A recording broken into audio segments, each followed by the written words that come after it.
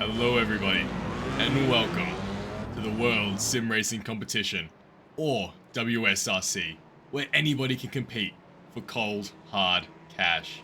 And it looks like I've just been informed by the person who sets up the WSRC races that a little bit of a mistake was made going into this F4 race. Typically for our WSRC F4 races, we have a standing start, but it looks like the settings were set to have a rolling one. So today, we're going to see something a little bit special. We're going to be seeing a rolling F4 start in iRacing, something you don't see every day. This is racing on Laguna Seca with the F4 cars, and currently the quali results are in, and we have Eduardo or Dudu in first place, our victor of the race yesterday in the GR86s. Felipe in second place, Luke in third, Paulo in fourth, Morgan in fifth, Miguel in sixth, Mario in seventh, and Josiah in eighth. All of these races were extremely close during qualifying, so you know that in these delicate F4 cars, it is going to be wheel-to-wheel racing, where the slightest of touches will cause permanent damage for the rest of the race, so everyone is going to have to be extremely careful as they drive around this track, but I'm sure it won't stop our racers from still getting the elbows out and showing each other who is going to claim first place. Today we have the $35 prize pool, which is being split amongst the top 3 races. So today, all you have to do is place in the podium to get a share of the prize money. These races have raced Laguna Seca before. This is the second time that we are running the F4 Laguna Seca combo on WSRC. So there should be some familiarity. They should know what they are up against. We have 2 DB Racing individuals at the front of the grid, Eduardo and Felipe. Luke in third place and Paulo in fourth. As we come around the final bend of this track, it will be up to Dudu or Eduardo to determine when to put the foot down and get a competitive advantage. And we are off. The green lights have struck, and Eduardo and Felipe first, second. Paulo has moved up into third, but Luke has reclaimed.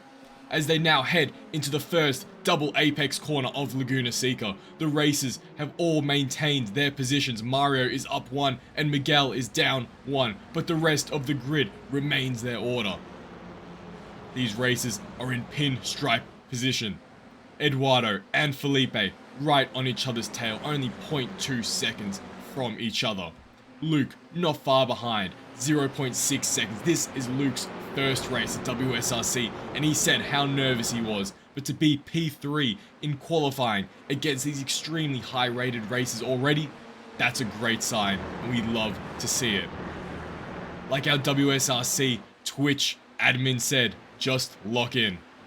That's what it's all about. As they go through the corkscrew for the first time, we see one racer go off the field. We'll try and get an instant replay of that if we can. And looks like we're watching Morgan now. We'll see, hopefully, if this is far back enough in the field to catch who went off. And it was Morgan who went off, unfortunately, with a brutal lockup. Something extremely easy to do in these very twitchy cars. Eduardo is still in P1 and has been able to extend the gap that little bit more. 0.6 seconds now to P2. Luke now 1.2 seconds away from our leader. So it is currently a battle between P1, P2, and P3. The rest of the grid has started to split up that little bit more. It looks like Mario, however, is trying to make a move on Miguel. So let's see if we can get a close-up of that. Looks like there was a little bit of an off-track. We'll see if we can catch that in the replay cam. We have Mario in the red car, Miguel in the blue car ahead. As they go through the high-speed initial sections, there's a little bit of a dropout, and it looks like he went wide going through that corner, but nothing too major. Mario looking to the inside, and he pushes off Miguel, and both racers are out of this race temporarily. Let's see if we can catch that once more. That was a very aggressive move from Mario. Mario gets the run on the uphill bend, and he does the suicide move of trying to go side by side for the high-speed section. I do not know what he was thinking was going to happen there. But those cars both definitely have high speed impact. That is a big L for Paulo, who started in P4 and now probably has damage. Hopefully he is still able to maintain racing. We're watching Mario now, who's ahead of Miguel. Checking with Paulo, and it looks like he is down one position all up. Apologies, that was Mario and Miguel who got into the crash, so Paulo has no issues just yet. If we look at our leaders in the podium so far, we have Eduardo with our new fastest time of a 1:20.26. He's been able to extend the gap to 1.5 seconds. Luke, however, is only 0.5 seconds away from being behind Felipe. So Luke is looking to move up into P2 whenever he sees that opportunity.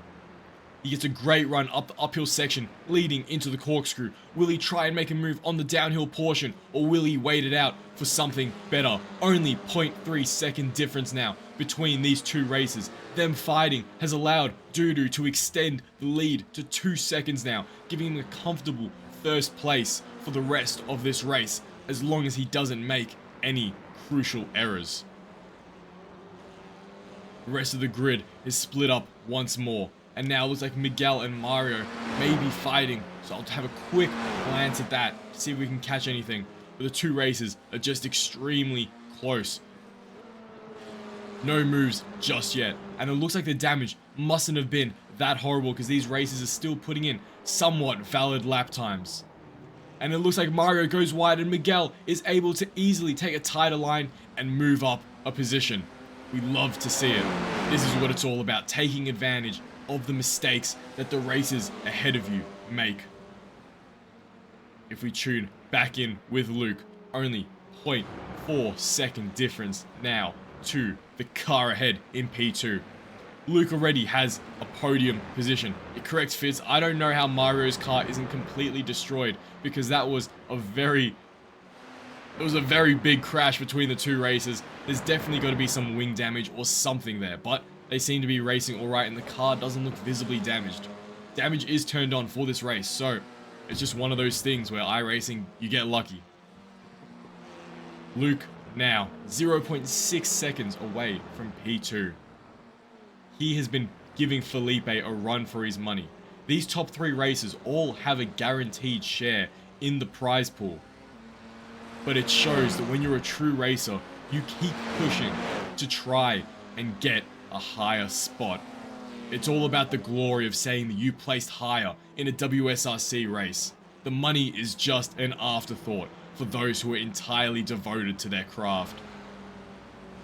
Morgan, now our 4th place driver, has a 13 seconds gap to P1. Eduardo, who is extended even more, taking advantage of P2 and 3 fighting, has a 2.5 seconds gap, and he still holds the fastest time of this race at a 1:20.26. And it looks like Josiah has quit this race, potentially due to a crash out.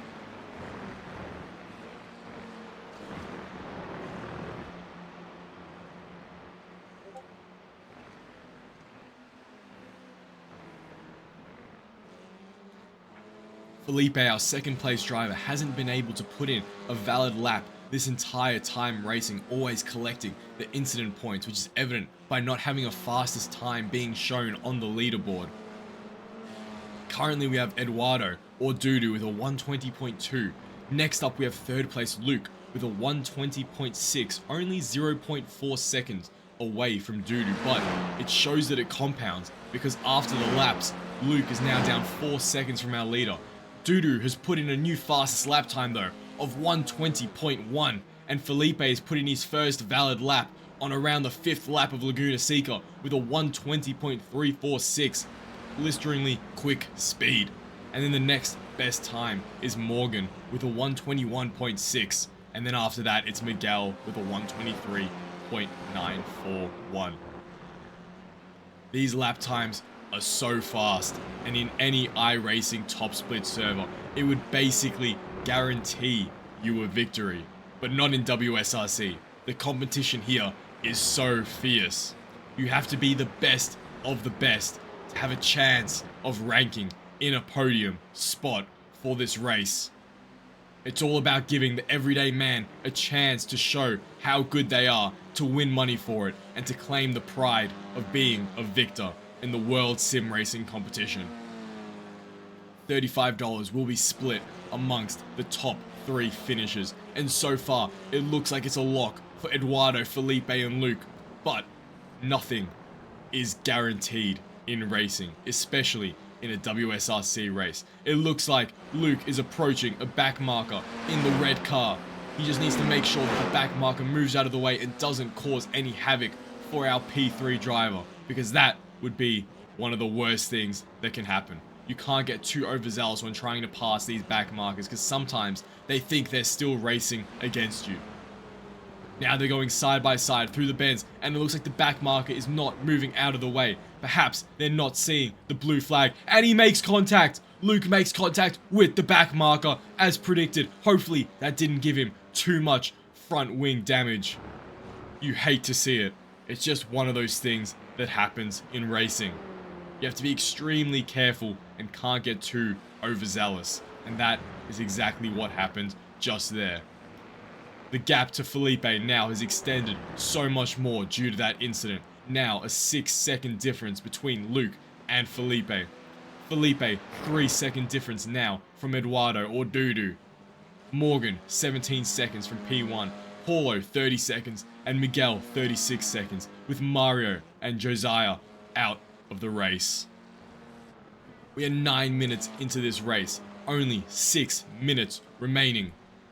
Let's check in with our leader, Eduardo.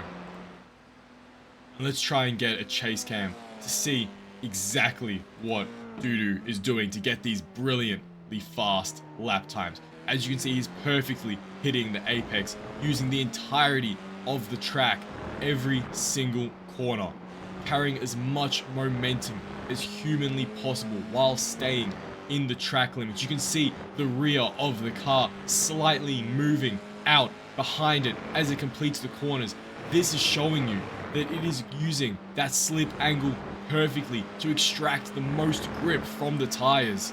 This is an absolute masterclass right now that we're watching from Eduardo or Dudu. And for those that don't know, Dudu actually races in the WE in WEC as a GT3 Aston Martin driver in real life. So it's amazing to see him pulling off some great racing in WSRC. He was our victor last race, and it looks like he may be able to pull it off once more this time. His father was a Formula driver as well, so Eduardo has racing in his roots. And this shows that he has what it takes to be phenomenal. As you can see, every single corner is executed to perfection.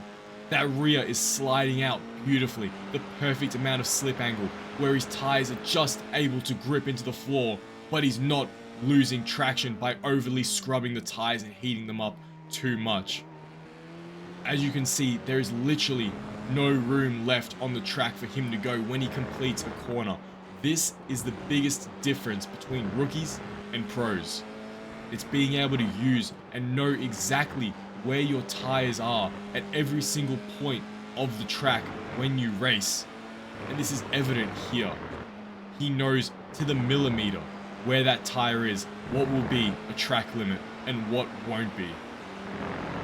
We only have 3 minutes and 30 seconds left in this race, and it looks like a lock for our top 3 racers to get a 33% share of the prize pool. DB Racing in P1 and P2. Both of these races are set to compete, but it looks like Felipe has just spun out as I change the camera. This could be huge for Luke. This could be an opportunity to crawl back and gain some positions. Now, only a 1 second difference between Luke and Felipe. This is what I mean when I said that a simple lapse of judgment can cause everything. I was a bit too late on the replay cam there. But now it is only 1 second left between Luke and Felipe. With only 3 minutes left in this race, it is now possible for Luke to potentially move up into P2. It's just a matter of putting his head down, making sure no more mistakes happen, and Felipe may be able to hold his spot but Luke is now in range for having the draft. You can see that Felipe's feeling the pressure as he goes wide onto the gravel through that corner there. He would be collecting the incident points, and in this race, it is only a maximum of 18 points allowed before you are disqualified and automatically kicked from the race. So if Felipe racks up too many incident points, then we know that he's going to be kicked out, no prize pool for him. So he has to race strategically. Should he let Luke easily pass him by so he can secure a third place and still take a 33% share of the prize pool? Or will he continue racing hard, putting in lap after lap, and risk going off, running wide, and getting disqualified? These are the decisions that these racers have to make on the fly while driving a 100-mile-per-hour rocket through the corners with the absolute precision needed to be this highly placed throughout the entirety of the race. Eduardo, Felipe, and Luke have all maintained their qualifying position. Morgan is up one spot, only one precious position away from securing a 33% share of this prize pool, and Paulo is down one spot, 34 seconds away from P1, with Miguel in our last place, 6th place, with P7 and P8 having exited the race early. Only 1 minute left, and we'll tune back in with our leader to see as he completes the final few laps of this race. Eduardo or Dudu has put in an amazing masterclass today, going through that corkscrew like it is absolutely nothing. Something that would throw off hundreds and thousands of races. He does like it is. Not sure what he does it like. Bit of a brain fart moment there, but it's just one of those things, right? And now we see Dudu. I believe this is now the white flag. He has one more lap left of racing before he is able to secure P1. Felipe and Luke. Felipe has been able to extend the gap that little bit more. Now 3-second difference to Luke. So it looks like that mistake, while it was brutal, he wasn't able to secure any moves on him just yet. This is the final lap. This is where it all matters, where any lapse of judgment will cause you to have a fatal mistake like we saw prior with Felipe. They all need to keep their heads down and do what they've been doing for the entire race for one more lap. Only 10 corners for this entire track. They just need to lock in and make sure they can show that they prove that they have the skills to place on a podium in WSRC. Only 3 more corners left for Eduardo before he claims another victory at WSRC. He won in our GR86 race yesterday, tomorrow, and it looks like he'll be able to secure another victory for the DB Racing team, for his own name, for his own glory. Eduardo Barrichello, as he crosses the line, he now has come first in another WSRC race and secured a 33% share of the prize pool. Felipe now crossing the line, 2nd place, another DB Racing driver, is entered the podium to secure the prize money. And finally, we have Luke crossing the line as 3rd place. And those are our podium finishes from start to finish. Eduardo, Felipe, and Luke, P1, P2, and P3. Morgan not far behind in P4. Thank you everybody for tuning into the race, and if you enjoyed it, be sure to be back at the same time tomorrow for another race. Thank you everybody for tuning in. This was a fun one to watch and an absolute masterclass by Eduardo, that when you have the lead, you're able. 4th, 1-2 from DB in WSRC. Correct. It's just one of those things. The DB Racing are taking over WSRC. We had a team race yesterday and beta race. They didn't show up for that, but I'm sure they'll be back sooner or later. This is what it's all about. Great racing, everybody. And I'll see you back tomorrow at the same time. Congratulations. thank you for the commentary. Good job, everybody. And Luke, brilliant showing for your first ever race. Brilliant stuff. We love to see it. A little bit of a stuff up there on the rolling start at the start, but it wasn't much of an issue. We'll see you all next time. Goodbye.